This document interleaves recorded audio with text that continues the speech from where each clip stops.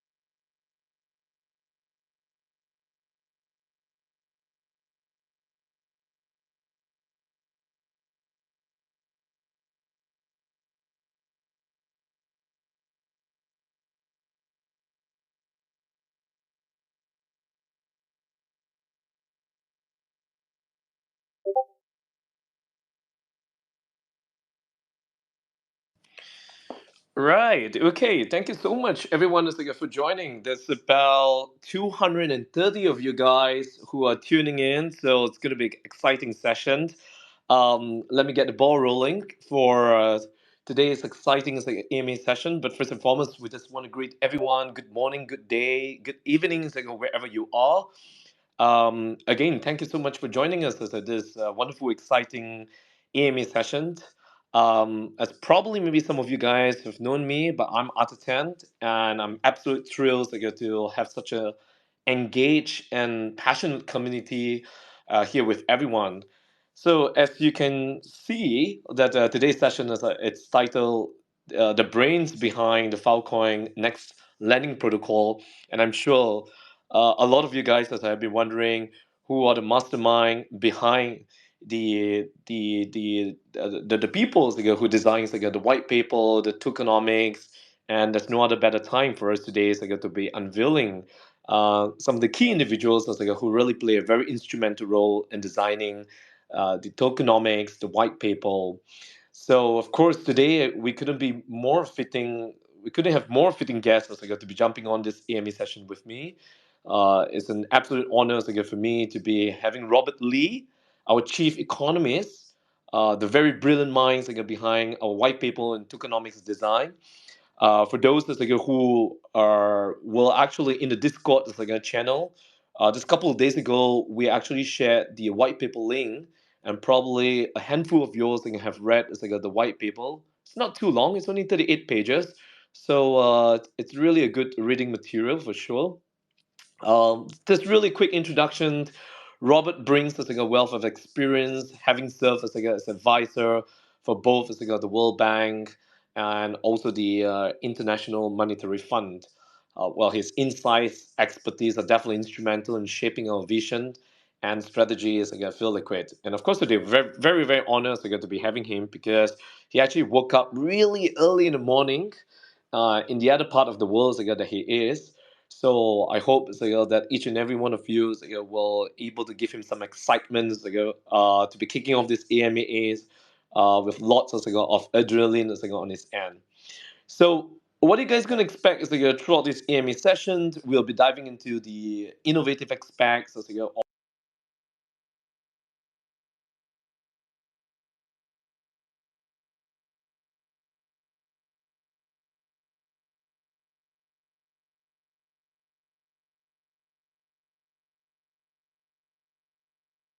trying to revolutionize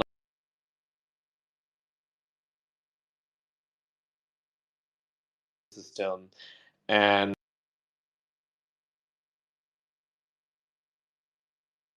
I believe that by end of this session,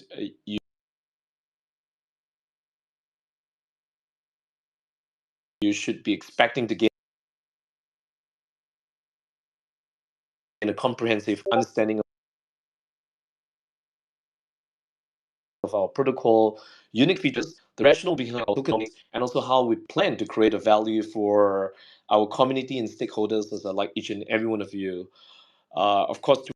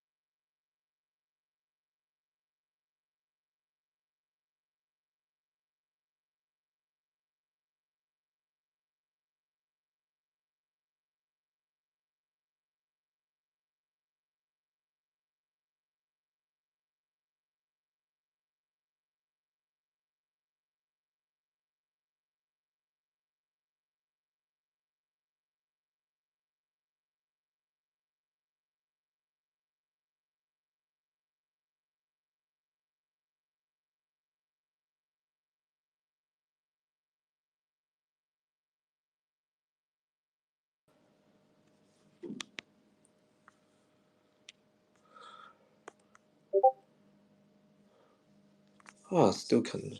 Let me just get this right.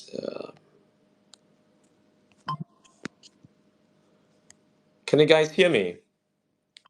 Yeah, we can hear you. We can hear you now.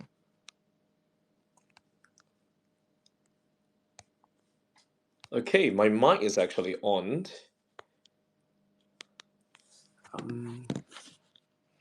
All right. So which part is it's okay? You can hear me now. Okay, so from which part is that you didn't really quite hear me from, or should I just do it right from the start then? I basically lost you when you introduced me. Have any of you guys have missed out whatever I said for the past 5 minutes?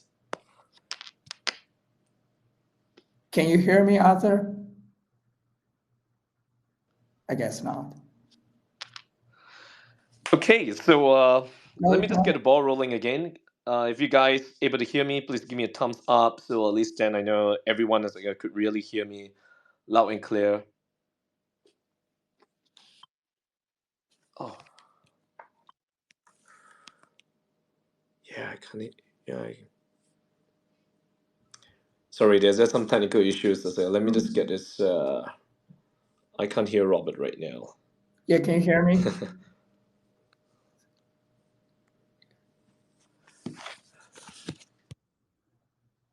Can anybody hear me? Yeah, Robert, I can hear you loud and clear. Oh, yeah, it's just something wrong between me and Arthur, I guess. I totally lost him Yeah. when he introduced me. I'm not sure about you guys. Hi, you guys. I'm Robert. Nice meeting virtually with everybody.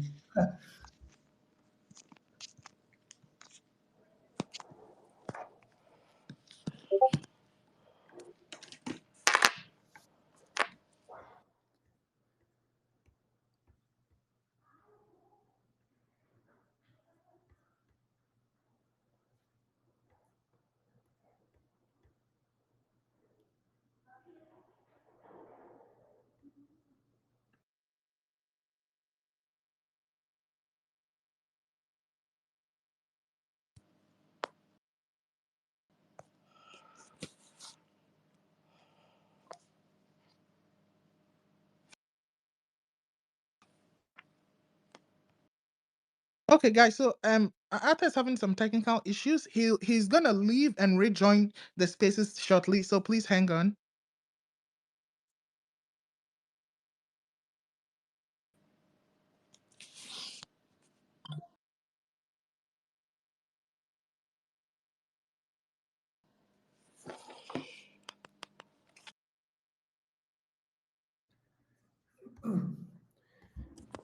Hey, how are you guys? So my name is Robert. So I just don't want us everybody waiting here for nothing. So while we're waiting for Arthur to rejoin, how about I do a quick introduction of myself because I know he's gonna ask me this question for sure. Yeah. And yep, my name's Robert. So I spent most of my career in the area of economics and finance.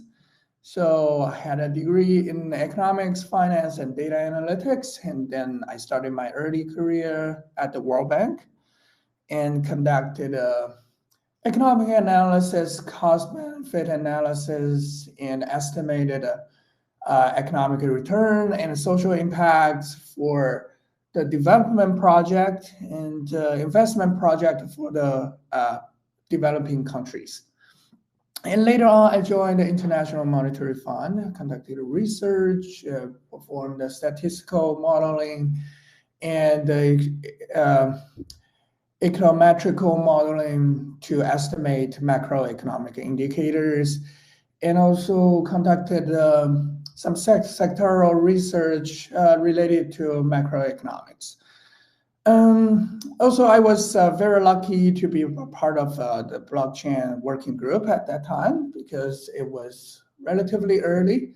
So when let's say 2015 to 2020 times when the concept of cryptocurrency and blockchain just come into public's eyesight. I guess the first time was 2017, right? Yeah. And I was very lucky to be part of the blockchain working group at both institution, World Bank and IMF, and conducted a research on the first adoption of the cryptocurrencies and also some research on the CBDC and adoption of cryptocurrency in LAC countries at that time. I really joined the Web3 industry when I was leading a research and an investment arm of a blockchain startup a couple of years ago. And so that startup has some involvement in the Filecoin network. And I conducted some research and studies in major public chains ecosystems, including the infrastructures like decentralized storage, Oracle, privacy, computation, network connection, and also scaling solutions such as high performance chain and also very popular right now, L2. So yeah, so that's why I kind of started to get interested in the Filecoin network, and also later on lead me to the path to design the FILLiquid protocol.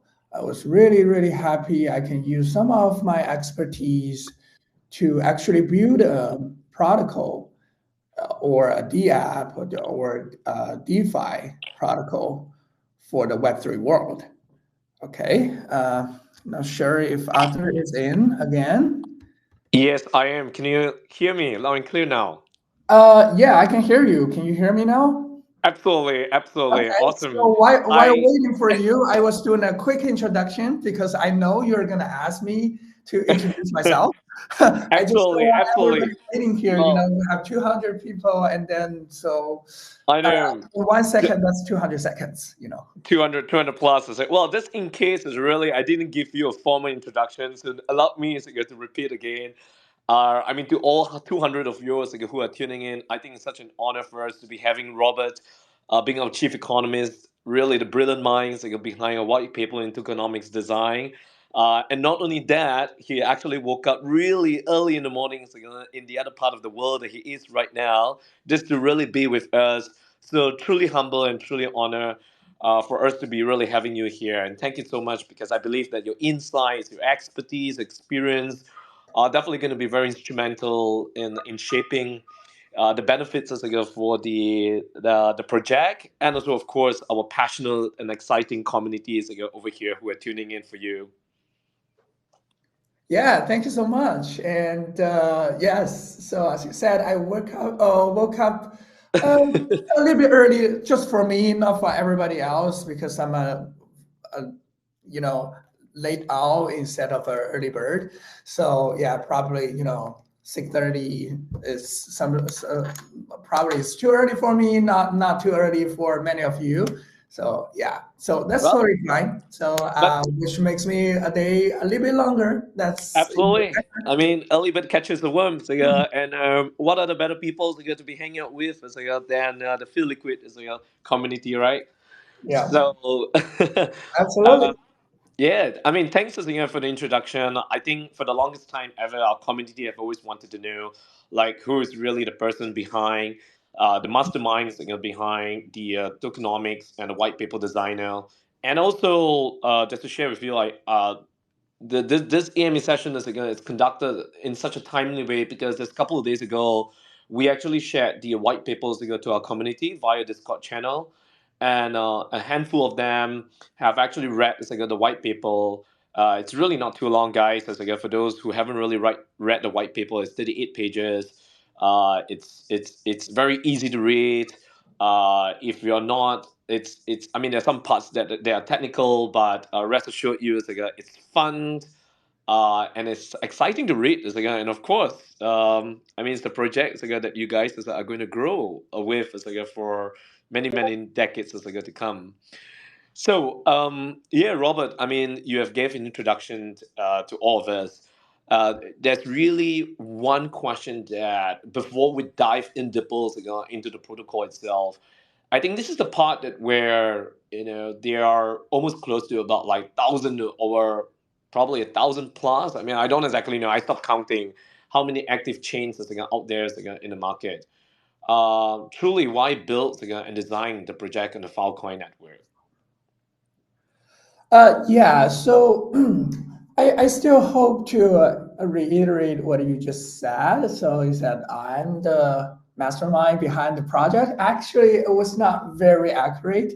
So actually, I designed this the models with along with some of the other guys in the team as well, and also Stephen, who is CEO of IPFS Force, and also is an advisor of the FILLiquid protocol. and also one of our smart contract engineer, and also many of the stakeholders and also the industry expert in the Filecoin ecosystem. So during the design, I conducted a lot of consultations with those guys, and they offer me a lot of help, and also including Alex from the Filecoin Foundation. So they offer me a lot of help. Helping me with the mechanism of the Filecoin itself, and also at that time was the future FEVM, platform. And also, as well as I consulted with my old colleagues in the World Bank and IMF, and with some modeling and more technical stuff. So I'm not really the only one behind the models of this project. That's that's a product of many people like me, and also including you guys.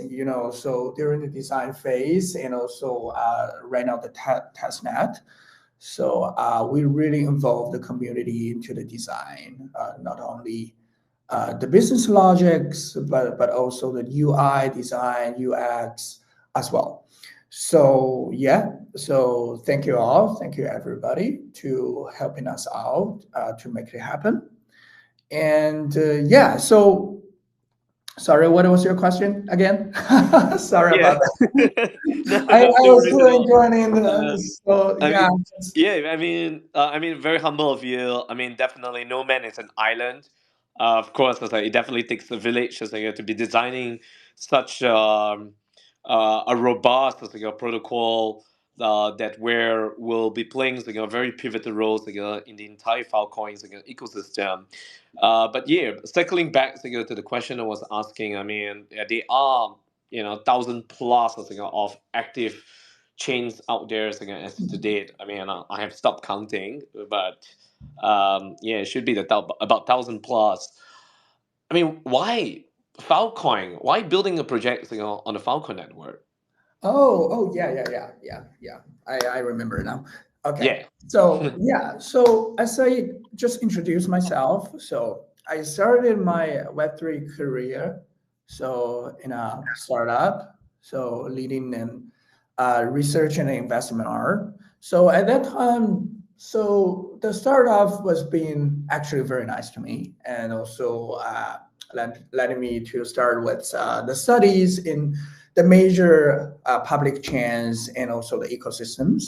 So including the infrastructures and also some applications like GameFi, SocialFi, DeFi at that time was very popular, and also as well as high performance chain solutions in L2. At that time, so I personally was very interested in uh, the concept is called a POPW, a proof of physical work. So because I believe a successful project should follow the procedure of like discovering a problem and then finding the solution. So whenever there's a problem out there, and then you find a solution to it and makes it successful. Because no matter the team behind it or the community, they will always have a goal to aim on. So which we think, so probably POPW is the future, which translate to right now the deeping. So what they call right now is called deeping, SN. So it's more like you're really proving your work or working on some physical work instead of just processing the transaction itself. Okay, it has to be some physical work out there. So that's something that's just my opinion, or you think I'm too old fashioned or just lack of imagination or whatever. That's totally fine, but that's just my opinion and something very interested in. And also later on, we conducted research on the starting with the Bitcoin and then Ethereum, and then later on the Filecoin. I find Filecoin is much more complicated and concerning its no matter its mechanism, blocking mechanism, or its proofs and also its economics. So just some kind of a just really attract me a lot. I'm more like tech person, economist, and sometimes it just really very get attracted by these kind of stuff. And yeah, and also later on, and when so as I said, so the blockchain startup has some involvement in the Filecoin network, and then I'm able to discuss with a person in the people in the industry, and also getting some guidance. And later on, so we kind of know, so Filecoin is gonna have its virtual machine, and it's going to be a good opportunity for us to create a smart contracts and decentralized app on a platform.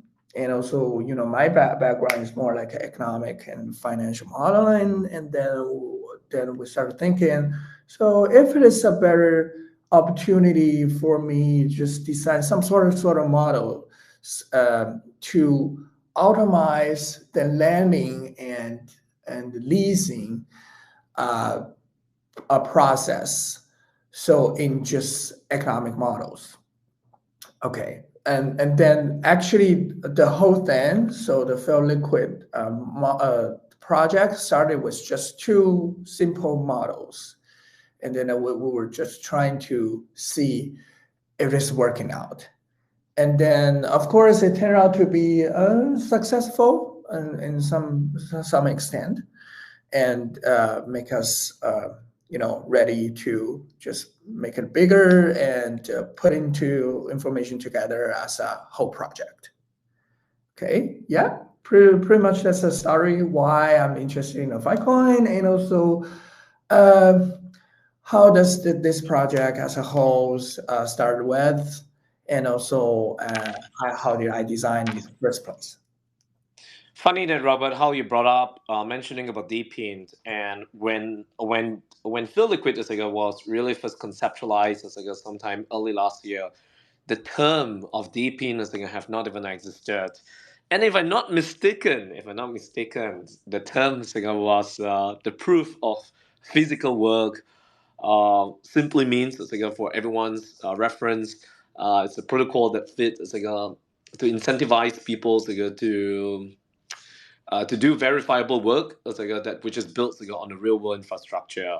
And now we're all using DeepIn. DeepIn is it's like all the next trend, and and I guess Filecoin is being the storage as a DeepIn primitive. It's gaining a lot of traction. The fact that where is gaining a lot of popularity is this term is a DeepIn, and everyone is expecting DeepIn. Also, it's going to be the influx of the new wealth to be getting into the space overall. So it was just win a time frame of like 1.5 years. Things have changed, and that shows us how fast this space really move. And you were touching on the Filecoins virtual machines. The Filecoin virtual machine, the way how I see it is it's where which is built on the execution on the smart contract. And of course, this also enables us to foster the ecosystem applications and services to leverage its fullest capacity. Like exactly, the fact that you have actually designed this project on a Filecoin, and Filecoin has also developed its own FVM. That simply reminds me of how when Ethereum first created its own EVM, if I'm not mistaken, in sometime in the year of 2016. And since then, has created the thousands of dApps, DeFi projects, and developer tools they're building on it, as what we're seeing right now.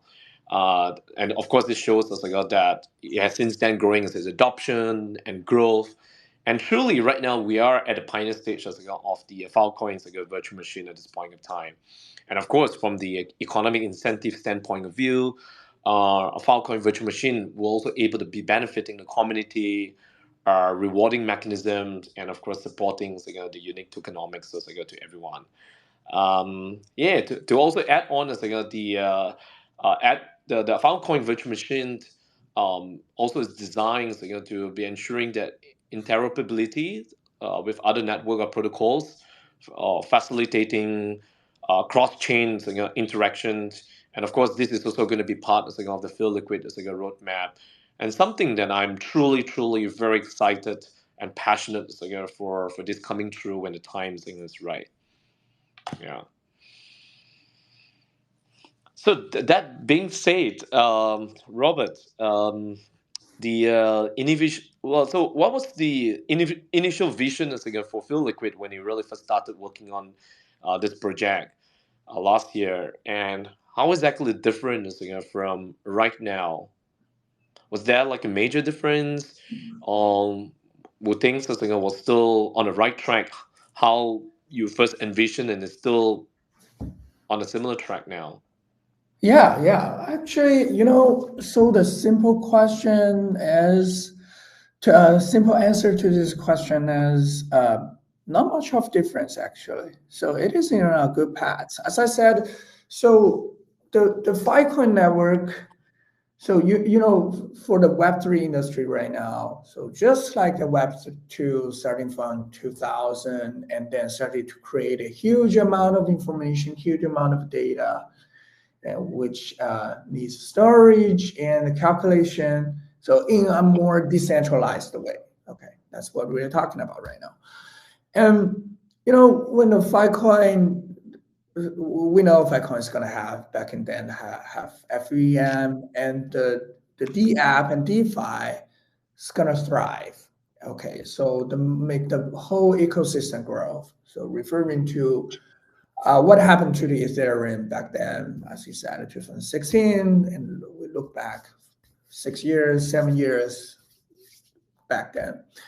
Okay, so a little bit different from the other ecosystem is, as I said, this is a DPIN, POPW. And so if we create a DeFi on the Filecoin network, we're going to have a natural collateral, so which is the like storage, okay, storage computation, storage provision, storage providing out there. So it's a natural collateral. So which means you don't really need a extra collateral with the other cryptocurrency or stable coin out there. You can just basically use your owner's balance, your miner's balance as a collateral. That's our original thinking, and also it's what we're doing right now.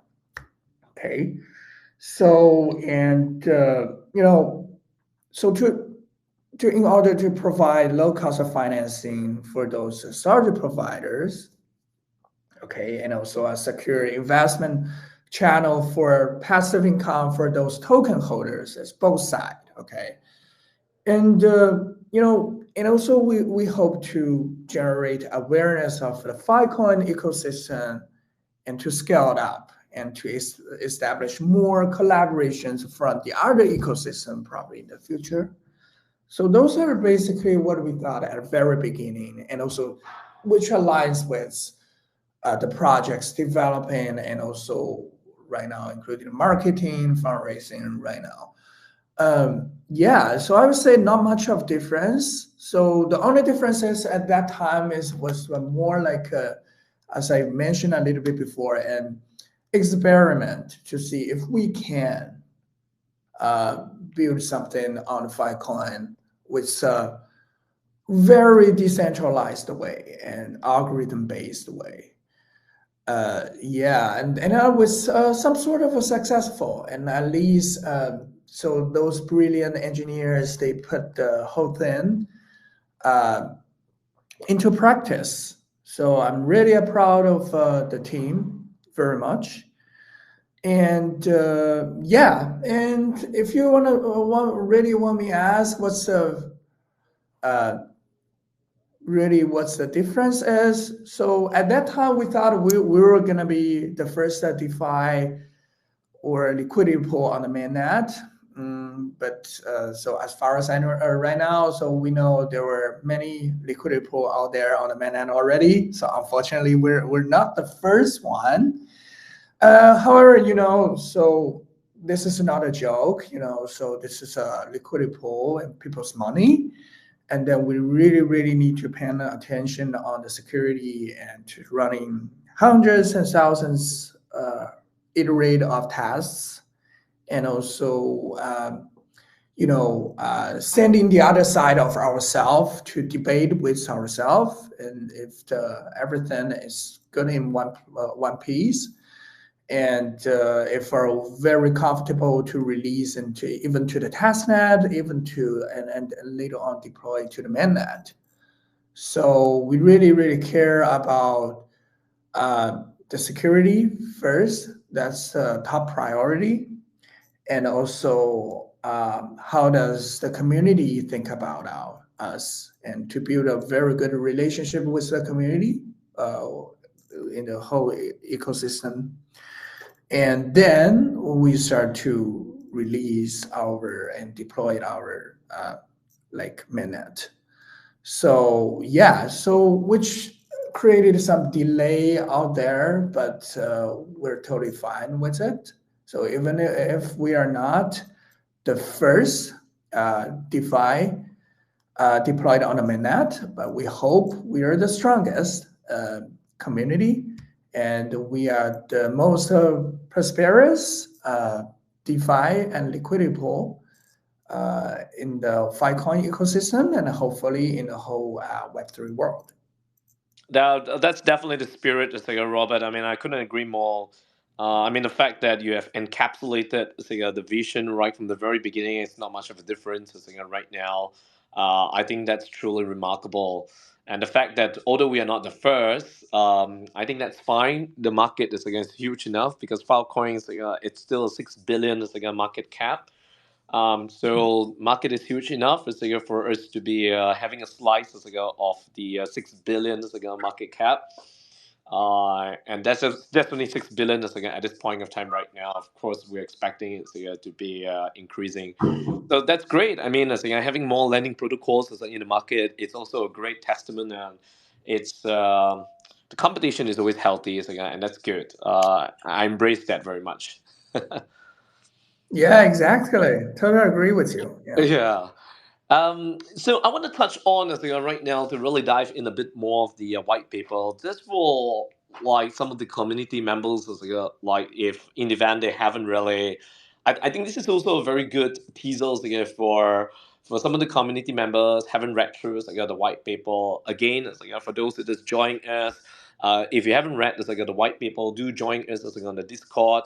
As you get to see that, I think it was also published on Twitter as well. But yeah, I mean, like the white paper links was shared on the Discord channel. It's really easy to grasp, easy to digest. It's very easy to chew. It's only 38 pages. Rest assured, you can finish that up within 2 days, maximum 1 week. But I think it's very important to always we always say it's like a DYOR, right? So and I think that white paper was designed painstakingly, with a lot of deep thoughts to really be invested into it. Now, just for the benefit of those haven't really read the white papers, Robert, could you just really walk us through the some of the key components of the FILLiquid as a white paper. Probably maybe you can delve deeper into the core principles and also the outline objective as that's shared in the white paper. Yeah, yeah. Thank you, Arthur. Good question. And yeah, so actually, it was a little bit funny when Arthur said so. Mentioned at least 2 or 3 times saying that uh, the white paper is really that not that long. But actually, whenever people say it's not that long, it's not that boring, which means it's long and boring. Okay, so It's not boring. I yeah. actually really read it. I felt that that's not really, I mean, non-biasness. I mean, I read a lot of white paper. In honesty, I feel liquid is something that even my mom will probably even understand if I sit down right beside her and walk her through. Possibly, Uh, possibly. yes, that's the main reason why it really doesn't look like a typical white paper in just few pages, single digit pages, because I hope to express my idea and also the calculations and the background a little bit more clear and to make sure everybody understand what we're talking about. And so that we spend a lot of time, so writing the introductions, including the background of Filecoin and why do we need a decentralized lending protocol.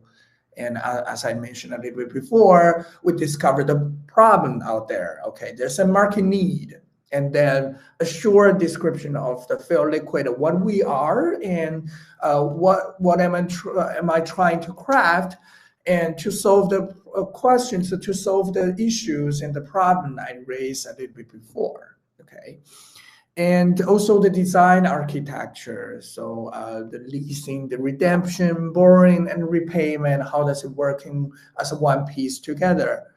And of course, the most important, the economics and the models.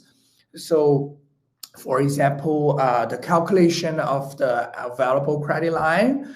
So, how much you can borrow. So, the borrowers should be very interested in. So, what's the maximum credit line I have?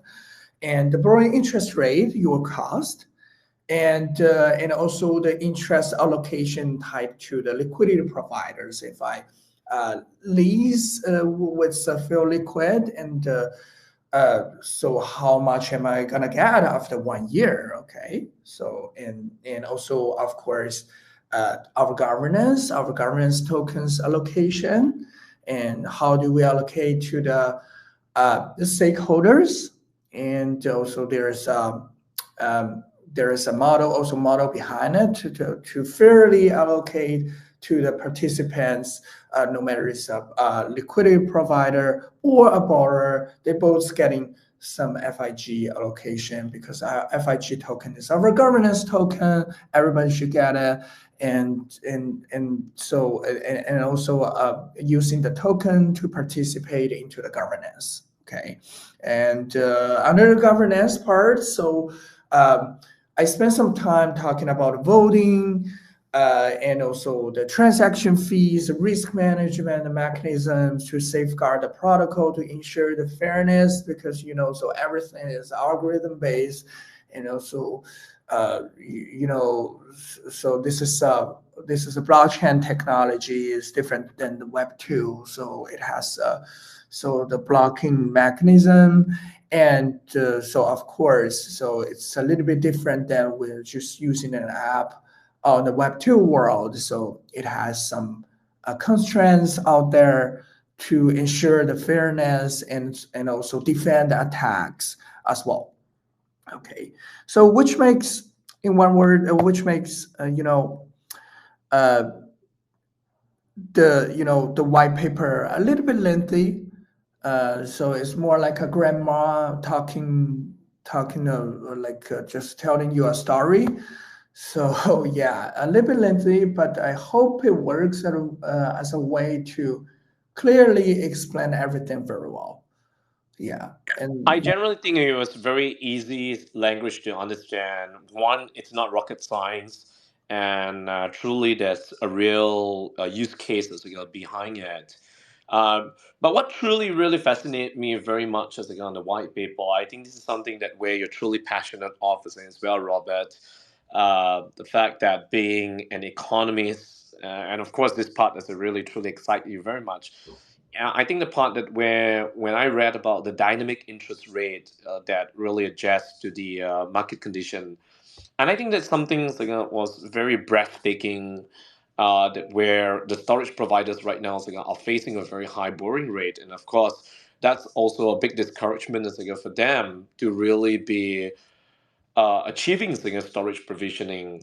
Now, with the dynamic interest rate, of course, it goes back to it's subject to the market condition, right? And high the demand is Mhm. equivalent to high utilization rate, also means that high rates and vice versa. This part itself, like, I mean, it may seem easy right now to grasp, but at that point of time, when you were just sitting down and to really look at it as from the bird from the bird eye view, how do you come up with this idea, and how exactly did you truly choose this model? Because that truly fascinates very much.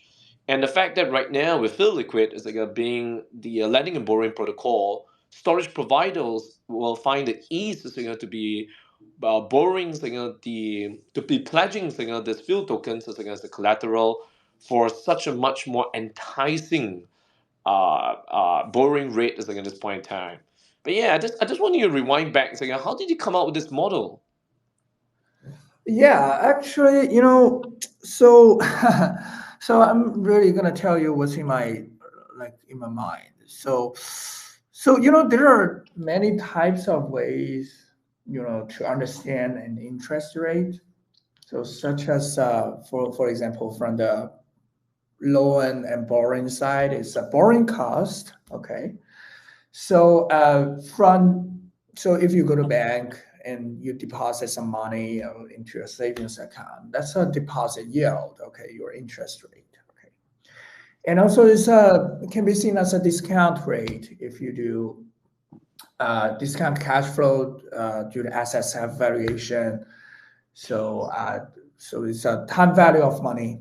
Okay, 19th biggest invention in the 19th century, and and it's a risk compensation. Okay, so you bear a certain amount of risk, and then you need some sort of compensation to recover your risk. Okay, so no matter which angle you look at an interest rate, it can be seen as a measure of a price of money.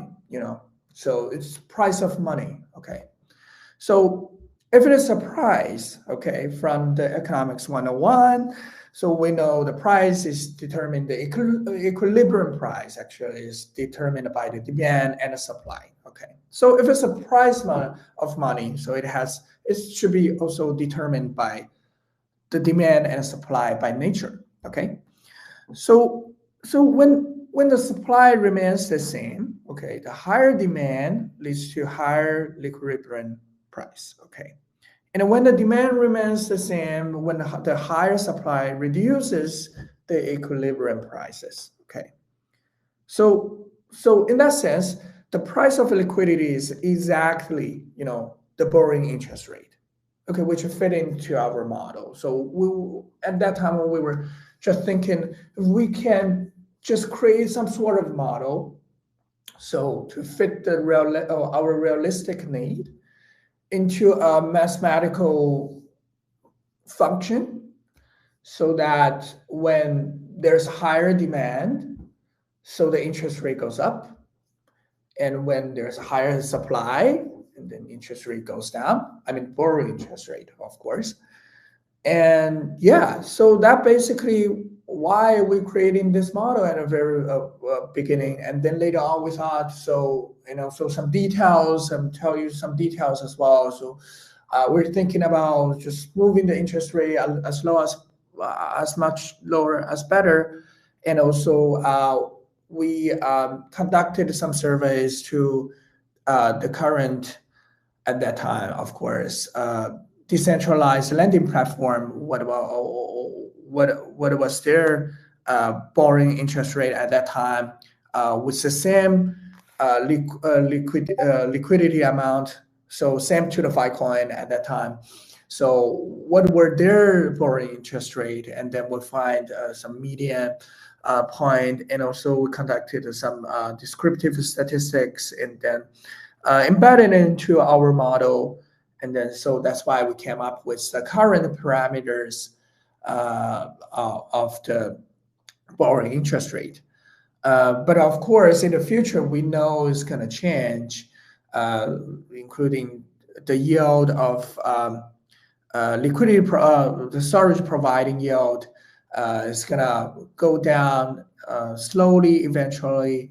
So of course, the borrowing interest rate should go down later on with the time goes, and so that we make those parameters changeable, and with the governance, so that it will fit the need for the realistic environment.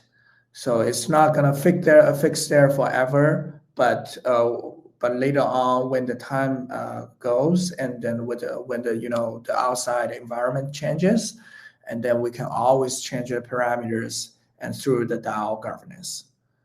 Yeah.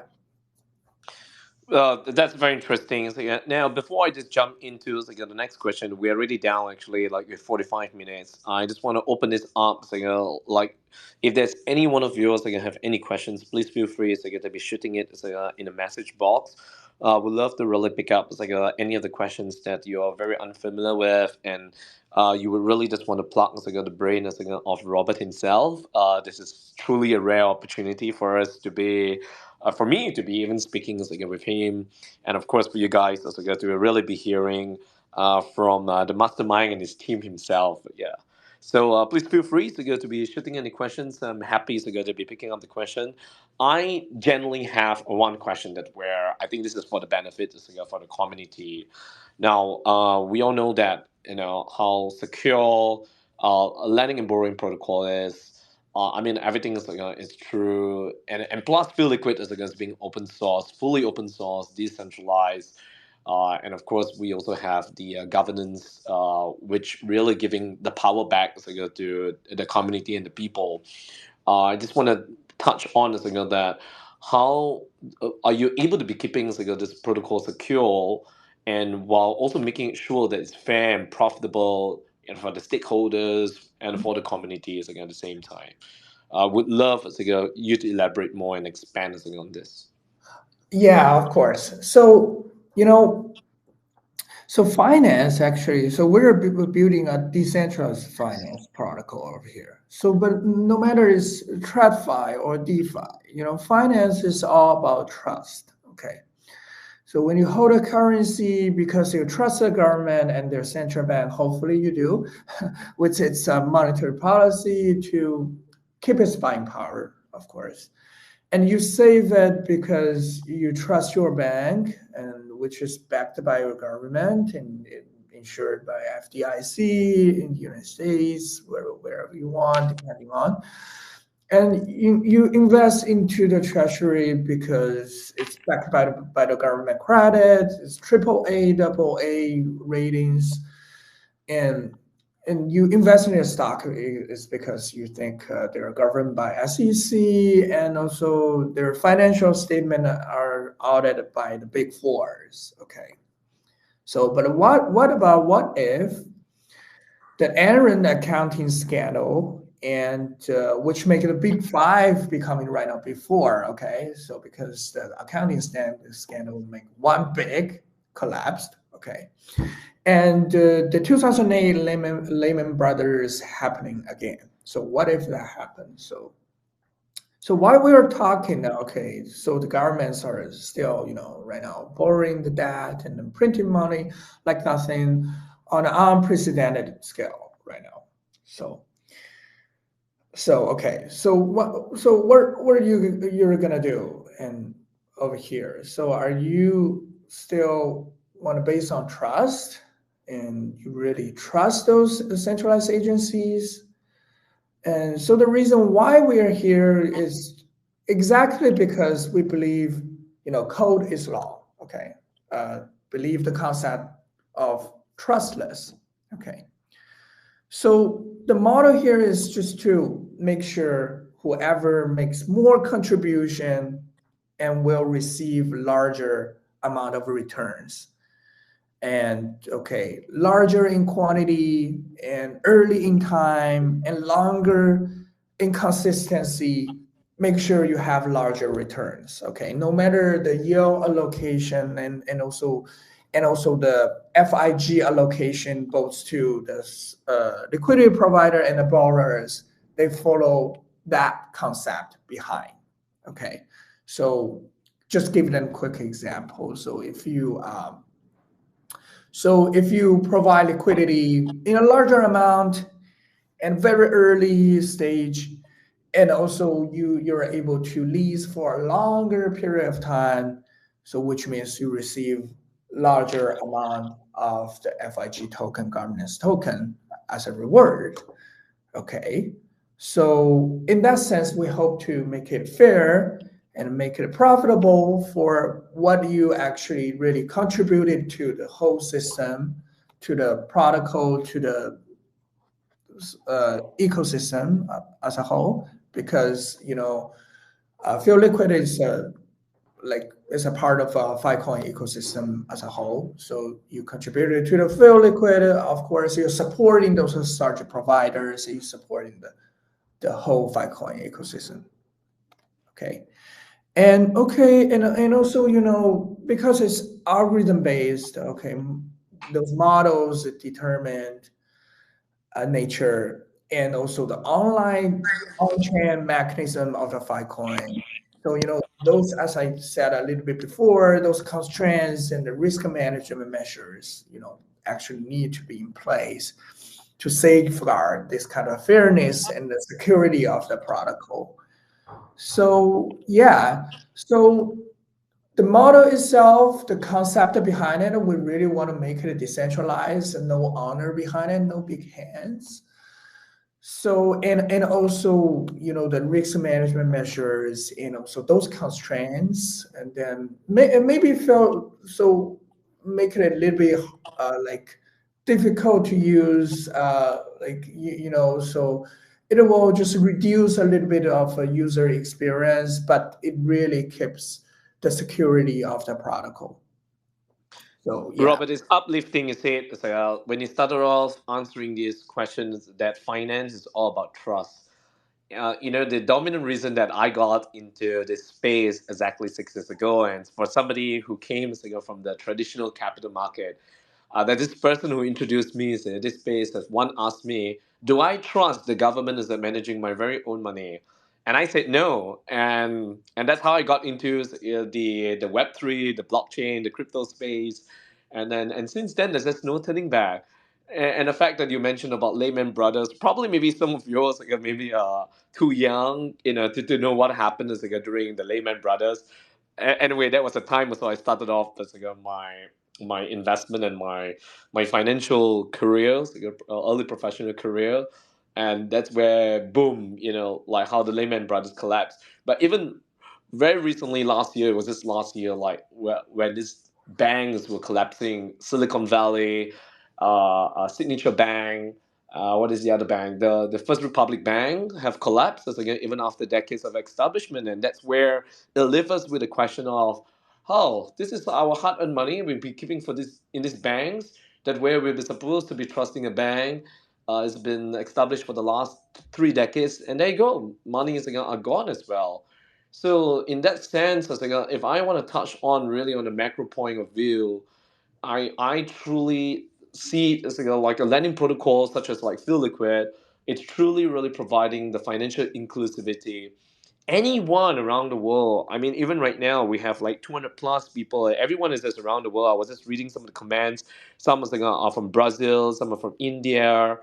Yeah, I mean, thumbs up for that. It's like, guys. But in this part of the world that I'm living in the Southeast Asia, we are all talking about the unbanked population and the unbanked people. And this is where I always believe that the Southeast Asia is going to be the world's gateways of Web3, because 70% of the Southeast Asia region, the people, are still largely is an unbanked population.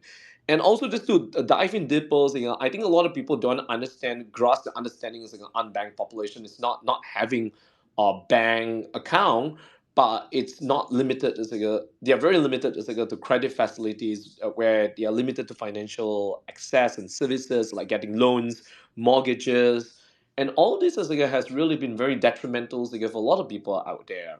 And the fact that right now we have projects like a lending and protocol platforms like FILLiquid, it really provides us really something very refreshing for all this unbanked population.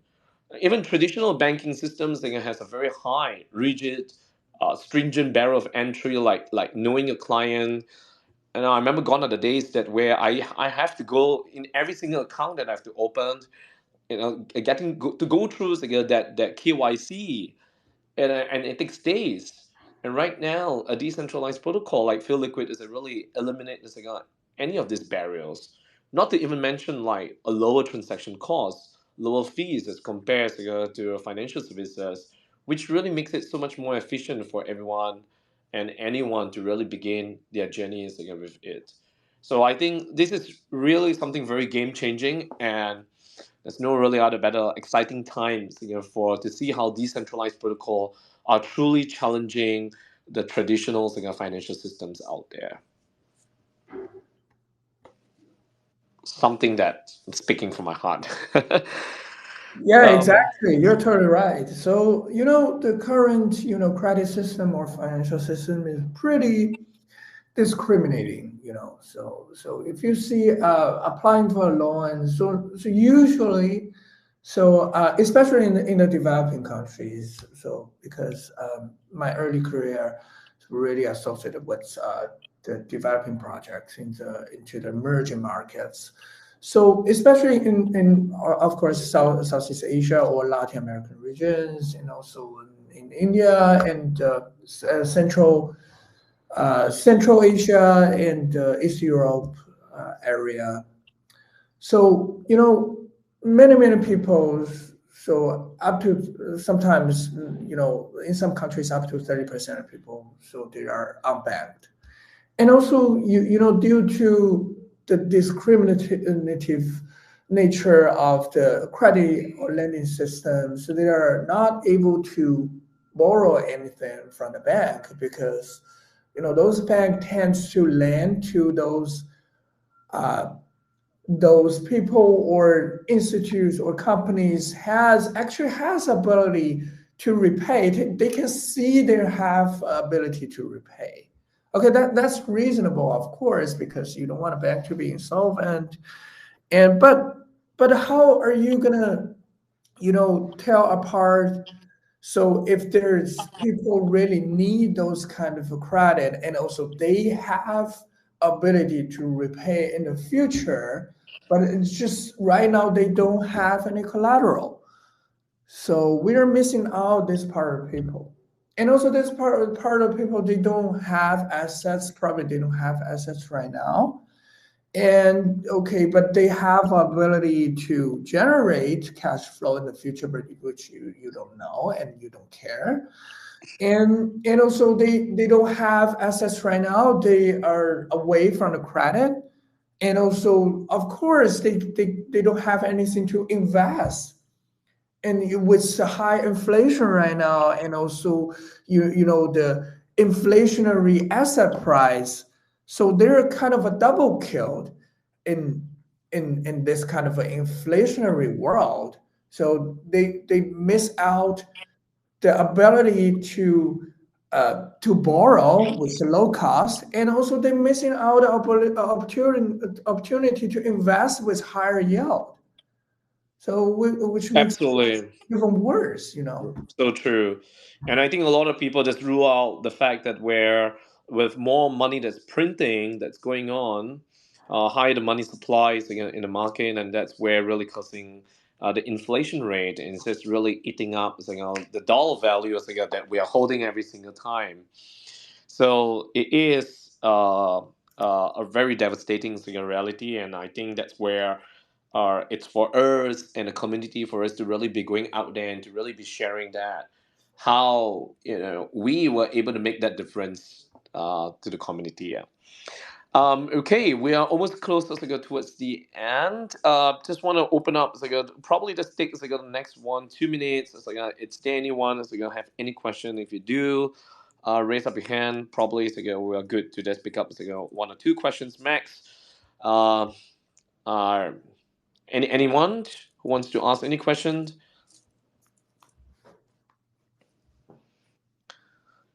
Okay, I mean, if you do have any questions, please feel free to be shooting a question to me or Robert. I guess time is running out. Just really one quick one but before we wrap this up. Last but not least, I mean, Robert, that how exactly would you want the community to be involved actively to play that role in the governance of this FILLiquid?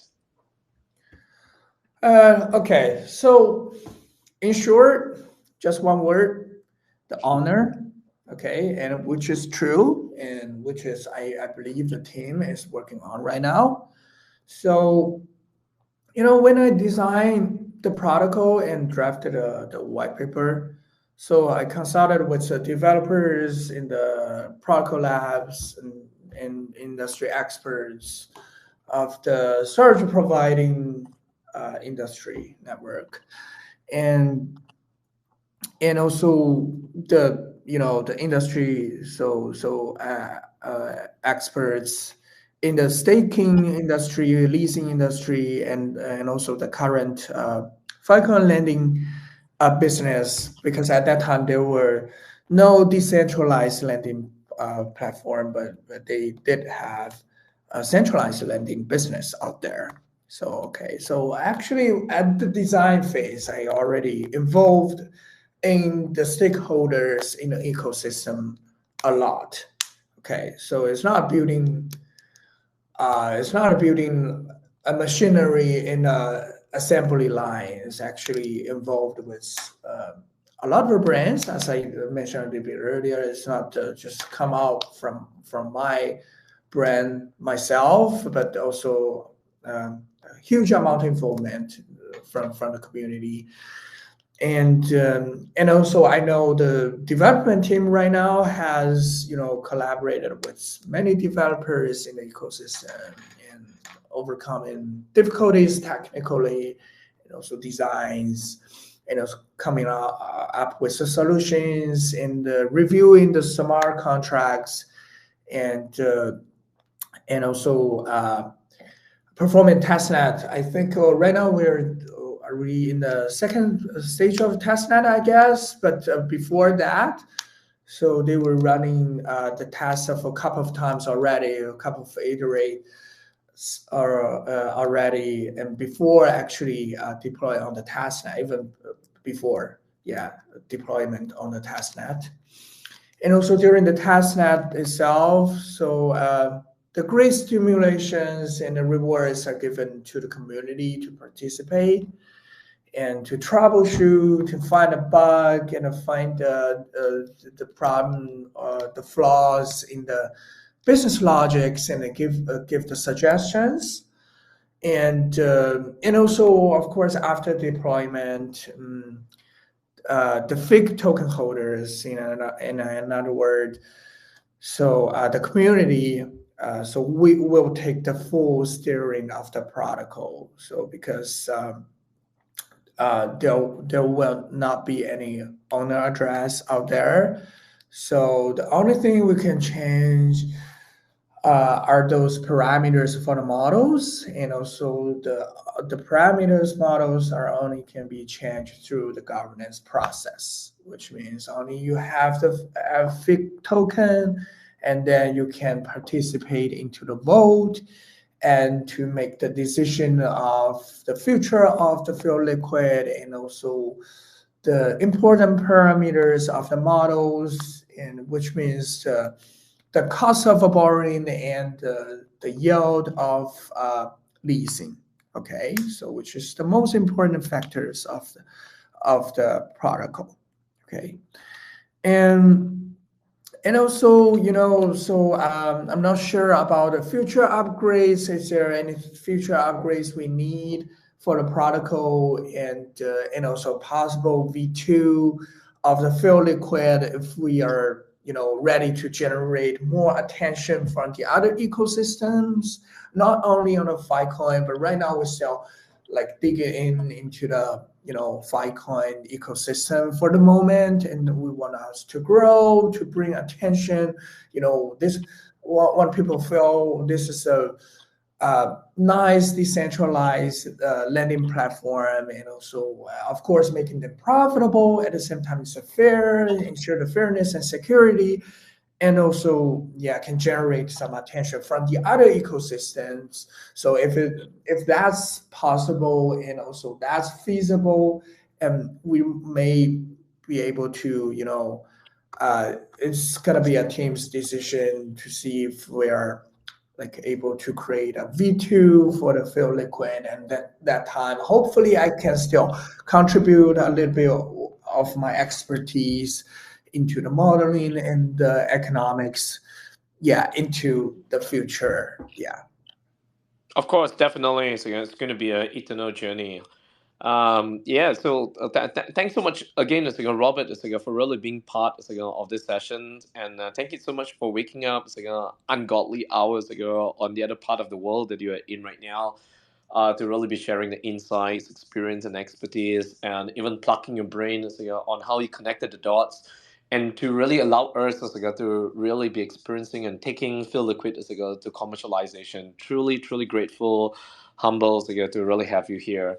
So again, yes, we slightly just 6 minutes just ran out from the time limit. So again, thank you so much to all community. Stay tuned with our Twitter, our Medium. I think recently we have also gave a sneak peek on the governance dashboard, which is coming to the testnet soon. So go check it out. I think that's really something very exciting. That's where the power really belongs to you, and that's where we always believe that the power belongs to us as the community, and I just couldn't really attest more to this. So again, thank you so much, and stay tuned with the updates on Twitter and our social media on Discord, and of course on Medium. As the well-being of our communities, it's always our greatest priority. Then again, thank you so much, Robert, for being with us. Yeah, you have a great day ahead then. Yeah, thanks so much for having me. It's nice talking to you and everybody else over here, no matter where you are, and hope you have a good of a rest of your day. Not at all. Thank you. Anytime. All right. So thank you so much to every one of you for joining us. Good morning, good day, and good night to every one of you from different parts of the world. And thank you. All right, Bye. thanks so much. Have a good one. See ya.